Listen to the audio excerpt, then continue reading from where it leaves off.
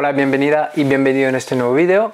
Hoy vamos a hablar del ego. ¿Qué es el ego? ¿Cómo superarlo? ¿Cómo integrarlo en nuestra vida? ¿Cómo hacer del ego nuestro mejor amigo? Al fin y al cabo, en vez de ser un enemigo. Lo primero, agradecerte mucho si estás suscrito al canal, y si no lo estás todavía, por favor, suscríbete aquí abajo. Eso me ayuda muchísimo en la difusión de la información, y sobre todo me ayuda a que el canal crezca y a seguir motivado. También no dudes en poner algún comentario. También, si tienes alguna idea de vídeo, me interesaría saberlo para poder también responder un poco a vuestras inquietudes. Vamos a empezar. ¿Qué es el ego? El ego es el conjunto de creencias que tienes sobre ti mismo, sobre ti misma. El ego es la imagen mental que tienes de ti, es lo que crees que eres. El ego es tu nacionalidad, tu cultura, tu sistema cultural, tus creencias, lo que te gusta, lo que no te gusta, tu lugar en la familia, tu profesión, cómo te defines, tus cualidades, tus defectos. Todo eso es lo que llamamos ego. El ego en sí mismo, es importante entenderlo, no es algo negativo, no es algo malo, no es algo que hay que matar, no es algo que hay que destruir, todo lo contrario, lo veremos un poco más adelante. El ego es, vamos a decir, es lo que corresponde a nuestra parte psicológica y emocional. Es de nuestra manera una construcción energética que nos permite identificarnos, que nos permite sentirnos de nuestra manera individuos, sentir nuestra unicidad. ¿Cómo se crea el ego y para qué? ¿No? ¿Para qué sirve fundamentalmente?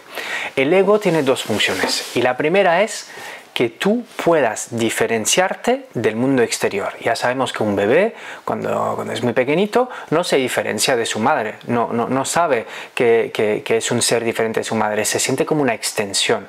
Tampoco tiene conciencia de que es diferente del mundo externo, ¿no? Sin embargo, hay un momento en la construcción psicológica que es necesaria comprender que yo no soy el fuego, yo no soy esa cuchara, yo no soy mamá, etcétera, etcétera. Entonces, la primera función del ego va a ser desarrollar en nuestra mente un mapeo, unas imágenes mentales del mundo que me permitan comprender de que yo estoy separado de los demás. La separación, que en tanto en la espiritualidad se dice que no somos separados de nadie y que hay que unirnos y todo eso, y que es real hacia un cierto punto. Sin embargo, en el plano terrenal, en el plano de la materia, sí que somos seres que están separados, a pesar de estar todos unificados por una gran red cuántica, que igual en otro momento hablaremos. Pero en la materia, en nuestro día a día, todo el mundo pues siente que yo no soy mi vecino y mi vecino no soy yo. Es muy excepcional, o son ratitos muy pequeñitos en meditación o con plantas sagradas que podemos conectar con esta unidad total, ¿no? Entonces, para no perderme, estaba empezando diciendo, ¿no?, que el ego es algo que se va a desarrollar, un cuerpo, una imagen, perdona, mental, que se va a desarrollar para que yo pueda empezar a diferenciarme. ¿Y por qué? Porque necesito sentir mi unicidad y mi individualismo para poder realizarme, percibir las experiencias que mi alma ha venido a percibir, realizar lo que ha venido a realizar, y de esa manera poder también conocerme, porque también es una de las funciones, ¿no?, de esta encarnación. Entonces, tal como el alma es en sí mismo un vehículo energético individualizado, el cuerpo físico, por supuesto, es individualizado, ¿no?, tiene sus límites, lo conocemos muy bien. Pues el cuerpo mental y emocional también necesitan de desarrollar la capacidad de sentirse individual. Entonces, ese aprendizaje de sentirme diferente es también una cuestión de supervivencia, ¿no? Porque es lo que me va a permitir, pues, no caerme en el barranco porque no me siento identificado con el vacío, y tampoco el saltar al fuego porque me doy cuenta de que el fuego y yo somos dos cosas distintas, ¿no? Esa es la primera función del ego. La primera función del ego es consagrar de una cierta manera la separación, ¿no? La dualidad. Posterior, el ego también tiene otra función, que va a ser de crear un sistema y un mecanismo de defensa para que esta individualidad, esta unicidad corporal, emocional y mental no desaparezca. ¿no? Es un mecanismo, el ego inconsciente, que se va a desarrollar para ir protegiéndome. Tal como el sistema inmunológico adentro del cuerpo físico no requiere de mi atención para funcionar, es totalmente inconsciente, pues su diseño al sistema inmunológico es de una manera poder identificar qué soy yo y qué no es yo, ¿no? El sistema inmune, si ve algo adentro del cuerpo que dice, bueno, eso es algo bueno para mí, eso lo puedo considerar como mío, lo va a integrar y va a permitir que esto entre en el cuerpo, ¿no? Pero cuando es algo que dice, esto no es bueno para mí, eso no soy yo, lo va a expulsar para que de esa manera esto no penetre en el cuerpo y no nos dañe, ¿no? Entonces el ego tiene la misma función a nivel mental y emocional. Cuando el ego empieza a desarrollarse, que es más o menos entre el momento que estamos en la barriga de nuestra madre hasta los 7-8 años, que es la construcción eso de la psicología de la personalidad del ego, en este momento de nuestra vida somos niños indefensos, y como niños indefensos necesitamos dos cosas principales. Uno, el tacto, contacto físico. Dos, amor, aceptación, no juicio. Y vamos a añadir una tercera, comida de caridad física, ¿no? Entonces necesitamos comida a todos los niveles, físicamente, emocionalmente, energéticamente, mentalmente, y necesitamos presencia. Cuando como bebé interpretamos que una de esas necesidades básicas está en peligro o no está cubierta, como puede ser por ejemplo un bebé que llama y nadie viene, un bebé que le siente que, bueno, que se siente rechazado porque por ejemplo es chico cuando se esperaba una chica, cuando aparecen todo ese tipo de posibles sensaciones, ¿no? De que se asocian con el miedo a la muerte en el bebé, se va a desarrollar lo que llamamos los guardianes, y eso es otra parte del ego, ¿no? El ego lo que va a generar ahí son guardianes para cumplir dos funciones. La primera, asegurarme no volver a estar en esa situación en la cual he estado, y esa situación en la cual he estado ha sido una situación que yo interpreté como un peligro de muerte para mí, porque tenemos que entender que un bebé indefenso, si lo rechazan o si lo abandonan, eso en la naturaleza significa una condena de muerte. Imagínate tú solo en el bosque con 3 meses, te mueres, ¿eh? Entonces eso es la inteligencia misma de la vida, que ha generado unos mecanismos de supervivencia psicológicos también para que no nos pase esto, ¿no? Entonces cuando se desarrollan esos sistemas de mecanismos va a haber dos cosas principales. La primera va a ser cómo hago para evitar volver a sentirme rechazado o abandonado porque me puedo morir. Entonces voy a empezar a adaptar mi comportamiento para que de esta manera no me rechacen, no me abandonen, no me humillen, no me traicionen, no sean injustos conmigo, que esas son las 5 heridas básicas de la niñez, por una parte. Entonces vamos a desarrollar, sobre todo en ese eje, en ese segmento, todo una percepción de la vida donde vamos a intentar evitar lo que más nos da miedo, lo que más nos puede generar dolor. Eso explica por qué hay personas que tienen que ven por todas partes que la rechazan, otras personas que ven por todas partes que le van a abandonar, otras que le van a traicionar, ¿no? Todos en función de las heridas de la niñez, que tengo un vídeo sobre esto, lo pongo aquí para que puedas ir a verlo. En función de las heridas que más se han impregnado en nosotros, vamos a tener reacciones distintas, ¿no? Y vamos a empezar a ver el mundo con las gafas de la herida. ¿Para qué? Para intentar evitarla, ¿no?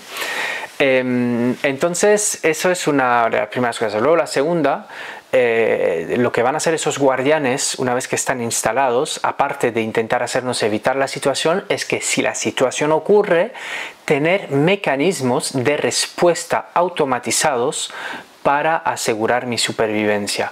Y si cuando yo era niño frente al rechazo aprendí que lo que debía hacer era no ser yo, tragar mi impulso, por ejemplo, y sobre todo no enfadarme porque eso generaba mucho malestar y me hacía sentirme rechazado, pues empiezo a desarrollar una actitud de no enfadarme. Y por ejemplo en la vida cotidiana, frente a un conflicto donde yo siento que tengo una cierta cosa que quiere subir, que quiere expresarse, por miedo al rechazo el mecanismo automático va a ser que me voy a callar, no voy a enfadarme y lo voy a guardar todo adentro, ¿no? Entonces esos mecanismos de protección están diseñados para tener una respuesta automatizada, adaptada, para que si ocurra la situación de rechazo, de abandono, de miedo, a lo que sea, que yo pueda de esa manera tener una respuesta ya preparada sin tener que pensarla, porque sabemos que una de las cosas que es más importante entender es que las respuestas emocionales de mi cuerpo están ante todo diseñadas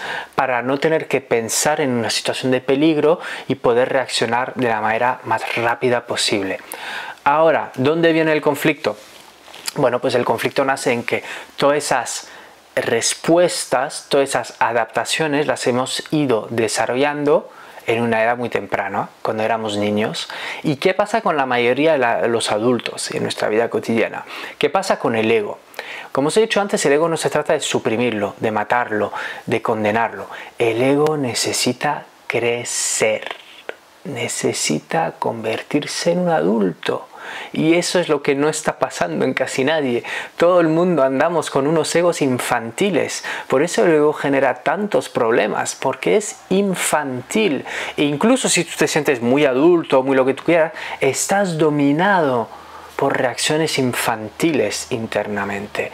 Y eso es lo que con la conciencia, vamos a ver un poquito luego qué hacer con el ego, podemos ir de nuestra manera reformando. Y es para mí un punto clave, entender que el ego no va a desaparecer nunca. Tú mientras tienes una encarnación humana, tienes un cuerpo físico, un cuerpo emocional, un cuerpo mental y vas a tener un ego. Vas a tener una idea de ti mismo. Que le hagas más o menos caso a esa idea de ti mismo, que te guste más o menos, eso es otro tema, pero la vas a tener. Es imposible no tenerla. La única manera de no tener ego de una manera es iluminarse y desencarnar. Mientras estamos aquí, aunque pasemos mucho tiempo en la no dualidad, por ejemplo en prácticas advaitas que permiten colocarse en un lugar de observador totalmente neutro, aunque estemos ahí, seguimos teniendo un ego que actúa por sí mismo. Lo único es que ya no me siento nada identificado con él, ¿no? Y eso va a ser una clave para más adelante, que ahora es un poquito más que os voy a explicar eso. Entonces, antes de llegar a las claves, me gustaría deciros que tal como podemos entender que hemos tenido que transmutar nuestro instinto físico animal. Es decir, que nadie va por ahí, bueno, que algunos, pero en general, no vamos por ahí a si siento un deseo sexual por alguien, directamente entro y cojo lo que quiero. O voy a una tienda y cojo la comida que quiero porque me apetece, porque tengo hambre. O estoy enfadado con alguien y lo mato. No, ya no funciona así las cosas. Algunas personas todavía disfuncionales o con mucho sufrimiento siguen funcionando desde ahí, pero en general como sociedad, como cultura humana, hemos integrado y vamos integrando cada vez más de que esto no es justo, no es exacto, no es consciente como comportamiento. Hemos alumbrado con la luz de nuestra mente, de nuestra conciencia, hemos podido alumbrar nuestro instinto para de una manera transmutar esas energías y utilizarlas de otra manera, ¿no? Lo mismo está ocurriendo y debemos de acompañar y debemos de hacer con nuestro mundo emocional un poco más sutil y con nuestro mundo mental. El ego está de una manera destinado a crecer y a madurar. A madurar, ¿qué significa? Que ya va a dejar de tomar tan en serio lo que siente y lo que piensa, pero va a empezar un proceso de transmutación. Para poder realizar esto, es importante tener 3 herramientas básicas y ahí es donde vamos un poquito ahora. La primera herramienta es el autoconocimiento, que tú conozcas ese ego. Cuando hablamos de autoconocimiento no hablamos de que te conozcas a ti. Tú no eres el ego, ¿no? Eso al final os comparto un poco más sobre esto. Pero yo no soy Diego y todo lo que comparte. Es una expresión de lo que soy. Es una construcción psicológica que se basa en lo que soy. Entonces, ese ego hay que conocerlo. ¿Cómo se conoce? Ahí hay muchos vídeos, te pondré aquí uno sobre los 4 temperamentos, por ejemplo. Los 4 temperamentos natales nos dan ya una pista de dónde yo siento que, con qué energía, con qué elemento siento que resuena más la imagen que tengo de mí mismo, ¿no? También existen los eneatipos, existen las 12 casas de astrología, los 12 arquetipos, existen los tipos de caracteres de Alexander Lowen, existen muchas cosas que podéis ir investigando para conocer mejor vuestro ego, ¿no? Ese niño herido, ese adolescente herido, ese adulto juez interno, toda esa mezcla mezcla ahí que hay dentro de nosotros. Lo podemos conocer. Una vez que lo conocemos, ¿para qué hay que conocerlo? Pues hay que conocerlo para poder identificarlo cuando se presenta, para saber quién está presentando aquí, para saber quién se está presentando aquí en este instante. Si es la versión de mí más pura, más álmica, más canalizadora, o si es simplemente ese conjunto de miedos que está intentando defenderse del mundo. ¿Qué es un ego maduro? Un ego que crece, un ego que se convierte en adulto. Es un ego que deja de tener miedo a su propia sombra. Es un ego que deja de tener miedos infantiles. Es un ego que no se deja llevar por los patrones aprendidos infantiles de protección. Es un ego que tiene la capacidad de sostenerse a sí mismo adentro del dolor, de sostenerse a sí mismo adentro de la incertidumbre, de la inquietud, de no buscar respuestas rápidas y fáciles, pero de simplemente permitirse la experiencia de vivirse. Cuando el ego madura a ese punto, entonces es suficientemente sabio y preparado para dejarse guiar totalmente por el alma. Mientras el ego está todavía en un estado infantil, se defiende del alma y de su mensaje porque tiene miedo. Porque el ego infantil lo que necesita es seguridad, que nada se mueva, que todo vaya como él piensa que tiene que ir, que sobre todo no le pillen siendo mala persona o que no le pillen haciendo errores. No, tiene que encasillarse y mantenerse en esa casilla. Sin embargo, el alma responde a otro tipo de anhelos, a otro tipo de energía y de tiempo sobre todo. El alma no entiende de tiempo y de espacio. El alma va donde tiene que ir, con o sin el ego. Si va donde tiene que ir y el ego se resiste, máximo sufrimiento. Si va donde tiene que ir y el ego está madurando e intenta como puede, porque estoy en ese estado, no sé si soy adulto o no, pero intento por lo menos que ese ego madure, le dejo su espacio, pues intento acompañar como puedo los movimientos de mi alma y sobre todo dejarme guiar por ella, porque al fin y al cabo es lo que nuestra alma está haciendo, nos estará simplemente guiando. El ego, conocerlo para conocer sus reacciones infantiles, para sobre todo comprender que todo lo que creo que sé de mí es una construcción, es ilusorio, es relativo, entre otras, en otras palabras, es falso. Luego, desidentificarse. Una vez que lo conozco, tengo que desidentificarme, no solo mentalmente. Desidentificarme lo puedo hacer mentalmente conociéndolo, ¿no? Y es ahí donde igual a veces nos perdemos un poco con eso, la espiritualidad, y hay un paso más que no damos. No es comprender mentalmente. Hay un momento donde hay que entrar en una experiencia de desidentificación. Y yo personalmente solo lo experimenté a través de la meditación y el uso de algunas plantas plantas maestras, de medicinales no, porque no sanan, maestras sí porque enseñan, esa es la diferencia, de algunas plantas maestras, pero no son atajos, es decir, que las plantas maestras te muestran algo y luego vuelves de todos modos. Entonces yo no veo nada más concreto, real, funcional que la meditación. La meditación para mí es la única herramienta que realmente nos permite empezar a desidentificarnos sensorialmente, sensitivamente, incluso de nuestro ego, a percibir todo lo que nos atraviesa sin identificarnos a ello y poco a poco ir generando esa distancia necesaria con nuestro ego. Y tercero, aprender a convertirme en el mejor padre o madre, o los dos a la vez, para mi ego, o en su mejor amigo, lo pones como tú quieras, yo prefiero papá y mamá. Aprender a convertirme en un ser que acompaña a mi ego en su crecimiento, que acompaña a mi ego en sus dificultades, sus penas, sus dolores, sus incomprensiones, sus desesperaciones. Porque la parte nuestra que está sufriendo es el ego, todos lo sabemos, pero hay que acompañarle. Hay que acompañar esta parte tuya. No la puedes dejar así, no, yo me conecto a la luz 1 hora al día meditando lo que sea y luego mi ego que haga lo que pueda. No funciona así. O me voy a un taller, a un retiro, estoy ahí, pero no, en tu día a día tu ego te necesita. Tu ego te necesita en mucho sentido. Necesita que le des como un padre o una madre comida sana, física, energética, emocional, visual, que miras, que ves, que escuchas, dónde está tu mirada, dónde vives, con quién, cuáles son tus relaciones, todo eso necesita tu ego de un entorno favorable para poder crecer, tal como un niño o una niña, ¿no? Más pequeños. Se entiende esto, tu niño es un chico o una chica de 6 años y necesita ahora un padre o una madre interna suficientemente enraizados y conectados con el alma para ser acompañado a crecer.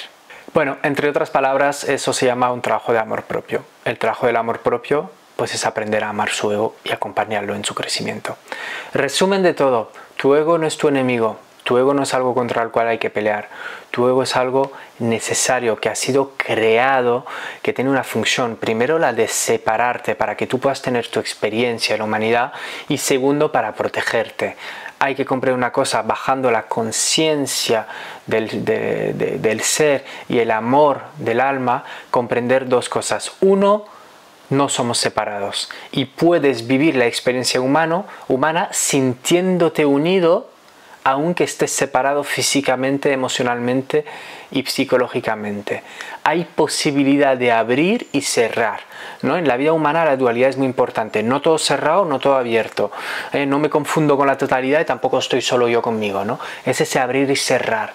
Entender que pasamos del mundo del I al mundo del O. Es decir, o estoy abierto o estoy cerrado. No. Estoy y abierto y cerrado. Depende cuándo, depende dónde, depende con quién, depende del instante. Y en un mismo instante de una conversación puedo estar muy abierto en algunas cosas y otra parte mía está cerrada porque lo necesito. Está bien. Es aprender a manejar todo eso, porque eso es una de las funciones del ego.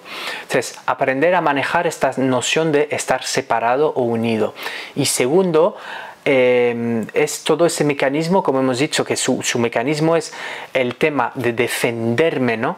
De esa manera de defender ese yo que creo ser y tener mecanismos de respuestas ya preparados en caso de situaciones que me hicieron sufrir mucho. Pues hay que volver a esas situaciones que me hicieron sufrir mucho, sanarlas, comprender que no hubo peligro y que no lo habrá y que no lo hay y no lo habrá en el futuro, y desactivar poco a poco esas respuestas automatizadas. Y todo eso, todo lo que os digo, se hace con la luz de la conciencia y con el amor de nuestra alma. ¿Cómo se hace muy concretamente en la vida diaria? Dedica tiempo a la meditación, dedica tiempo a observarte, no confíes en lo que piensas y en los juicios que tienes sobre ti misma y sobre las otras personas. Pregúntate siempre por qué juzgas. Pero el otro día, paréntesis, yo estaba juzgando a alguien me habló de una persona y yo dije en voz alta, esta persona de todos modos nunca la he sentido, ¿no? Y yo me di cuenta enseguida del mecanismo, pero eso es muy propio mío, tú verás los tuyos, pero había dicho esto porque en el fondo estaba pasando un momento un poquito mal y necesitaba aplastar a otro para sentirme mejor, necesitaba sentirme mejor que otra persona y por eso empecé a criticarlo, ¿entendéis? Esos mecanismos, aprender poco a poco a pillarte en esto, porque lo estás haciendo así en tu día a día, aunque no lo quieras ver, porque lo hacemos todos simplemente. Y luego, entonces, dedicar un espacio a eso, dedicar un espacio a la meditación, súper importante, y dedicar un espacio a la terapia. ¿A la terapia qué significa? La terapia es ir a espacios de tu ego que están dolidos y empezar a liberar ese dolor con mucho amor. Y adentro de todo eso, todo ese conjunto es convertirse en tu propio padre, en tu propia madre, convertirse en un ser que es capaz de acompañarse a uno mismo. Y voy a terminar con esto. Espero que os haya gustado. Por favor, suscríbete al canal, ayúdame. Ponme ideas en los comentarios de vídeos que te han gustado o cómo vives tú un poquito de tu relación con tu ego. Os quiero mucho. Gracias y hasta pronto.